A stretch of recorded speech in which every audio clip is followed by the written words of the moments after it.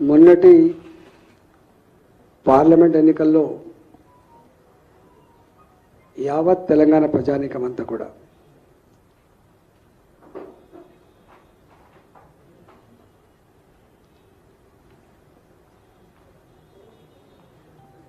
ముచ్చటగా మూడోసారి ప్రధానమంత్రి నరేంద్ర మోడీ గారే కావాలని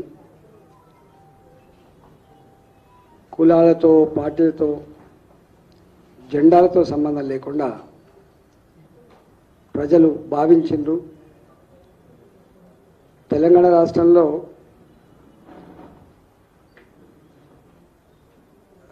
రండి మహేష్ రెడ్డి గారు, రండి హరీష్,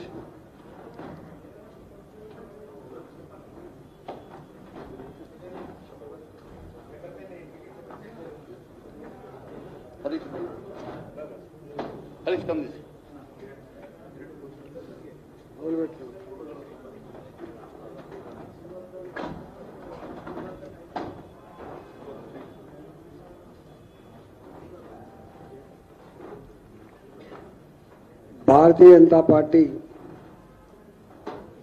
అభ్యర్థులని నిండు మనసుతో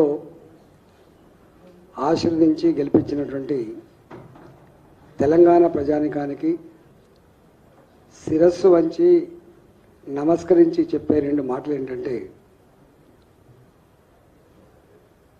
కేంద్రంలో మళ్ళీ అధికారం ఉండేది భారతీయ జనతా పార్టీ నరేంద్ర మోడీ గారే కాబట్టి దేశం సురక్షితంగా సుభిక్షంగా ప్రగతి పథంలో నడవాలన్నా, పేదలకు వెల్ఫేర్ యాక్టివిటీ ఫలాలు అందాలన్నా, దేశ ప్రజల ఆత్మగౌరవం ప్రపంచ చిత్రపటం మీద ఎగరాలన్నా మోడీ గారికే మా ఓటు.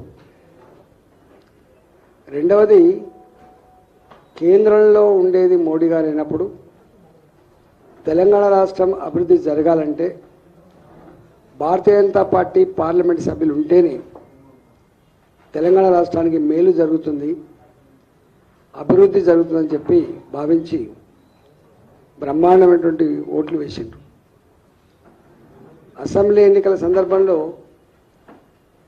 14-15% ఉన్న Bharatiya Janata party vote bank ప్రజల ఆశీర్వాదం ఇవాళ 35% పెరిగింది. ఎవరు ఊహించని పద్ధతిలో 35% పెరిగింది.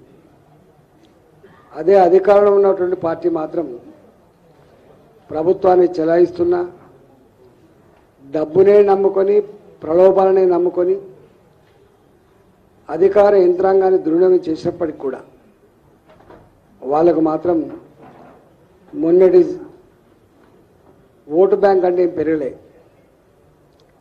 ఇవాళ తెలంగాణలో 8 సీట్లని భారతీయ జనతా పార్టీకి, 8 సీట్లని ఇవాళ ఇప్పుడు అధికారంలో కాంగ్రెస్ పార్టీకి ఇచ్చి స్పష్టమైన తీర్పుని, సంకేతాన్ని తెలంగాణ ప్రజలకు అందించింది. రాబోయే కాలంలో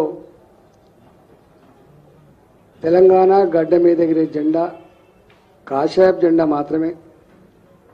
వచ్చే ప్రభుత్వం భారతీయ జనతా పార్టీని మాత్రమేటువంటి సంకేతాన్ని ఇచ్చింది. కాంగ్రెస్ పార్టీ అనేక రకాల విష ప్రచారాలు చేసినప్పటికీ కూడా వాటిని తిరస్కరించి 6 నెలల కాలంలోనే ప్రజల చేత చీకొట్టించుకుంటున్న ముఖ్యమంత్రిగా గీ ప్రభుత్వమైనటువంటి పద్ధతిలో ఇలా కాంగ్రెస్ పార్టీ తీర్పుడు ఇచ్చింది. మల్కాజ్గిరి నా సొంతం, ఇది నా సీట్ అని చెప్పేది ప్రగల్భాలు పలికిండో, ఆ మల్కాజ్గిరిలో మల్కాజ్గిరి ప్రజానికి ఏం తీర్పిచ్చిందో చూసింది మీరు. నాది మహబూబ్ నగరు, నా పార్లమెంట్ గెలిపించాలని చెప్పి అక్కడ కూడా ఎన్ని ప్రయత్నాలు చేయాలని చేసిండు, అక్కడ కూడా తిరస్కరించారు. ఒక్క మాటలో చెప్పాలంటే ప్రతిష్టాత్మకంగా భావించి కుటుంబ సభ్యులను రంగంలోకి దింపి తనకున్న శక్తినంతా వాడి అధికార దుర్వినియోగం చేసి